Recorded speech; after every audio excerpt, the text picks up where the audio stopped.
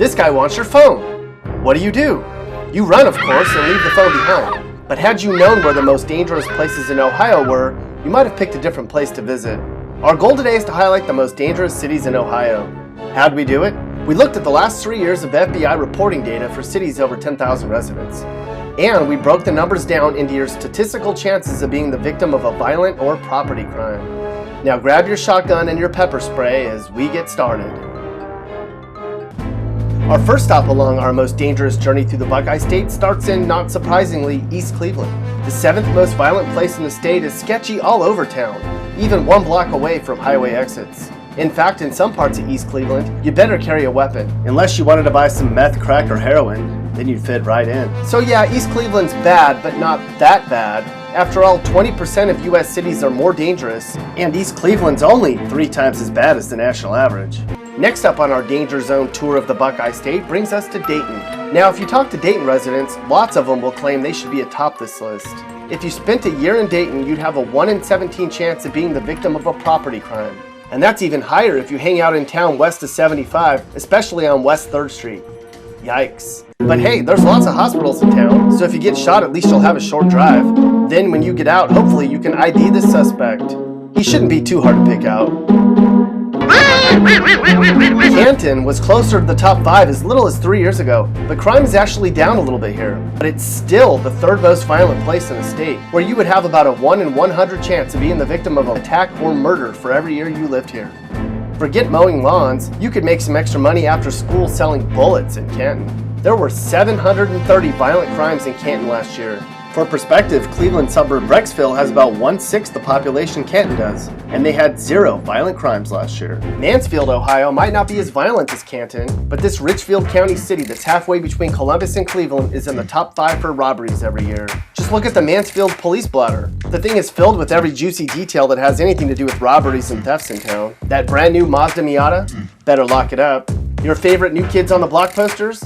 Gone. Seems like the punks in Mansfield will pretty much walk away with anything that's not locked down. Cincinnati is Ohio's 3rd largest city, so there's no surprise that this is one of the most dangerous places in the state. Cincinnati saw 60 murders and nearly 3,000 violent crimes last year. These places in light blue and white are really bad areas. Only 3% of all cities in the nation are safer than Cincinnati, and it's about 4 times more dangerous than the average American city. You have about a 1 in 18 chance of being the victim of a property crime when you're in Cincinnati for a year. On the bright side, since there's so many people in prison in this part of the state, at least the lines at Skyline are probably a lot shorter than ever. This video is brought to you by Phil's Guns in Lima, Ohio. Look, crime is higher than ever, and everyone needs to be protected. Whether you've never owned a gun before, you already own several weapons, or even if Dad just left and you're the man of the house now, we'll help you find the gun that's right for you. Protect yourself from intruders. Protect yourself from them. Continuing our dangerous look at Ohio, we come to Whitehall, an eastern Columbus suburb. Crime is really bad here, especially at the Commons at Royal Landing apartment complex. You have about a 1 in 16 chance of being the victim of some type of crime in Whitehall. The good news? Whitehall just brought in a new police chief, and the citizens here are banding together to find an end to the crime, so at least things might start to improve here. Smack dab in the middle of Cincinnati and Dayton is Middletown. This medium-sized city may not be as notoriously violent as other cities in Ohio, but when you look at the numbers, it's clear this place needs some tough love.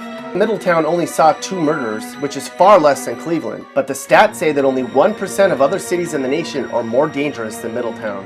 Ladies, it's too bad that in Middletown, these aren't the kind of guys following you out to the car. No, it's these kind of guys. Gonna take a highway to the danger zone. Welcome to Toledo, the 3rd most dangerous place in the state of Ohio. What makes T-Town such an unsafe place to live? Toledo is the 2nd most violent place in the entire state statistically. There were 24 murders here last year, and you'd have about a 1 in 156 chance of being raped, attacked, or murdered yourself if you spent a year here. There were also 16,000 property crimes here, meaning that every day in Toledo, 43 people are robbed or otherwise impacted by theft or vandalism. Way back in 2004, Springfield was an all-American city, but things have certainly gone downhill since. If you want to see a real mess, head over to this city of 60,000 people just outside of Dayton. Crime is up 21% in Springfield, and the violent crime reached a 14-year high last year. Folks have about a 1 in 13 chance of being the victim of a property crime. In comparison, in places like Upper Arlington, the chance of being the victim is 6 times less likely. Ah, Upper Arlington. Jack and Jill went to Cleveland to try to buy some crack.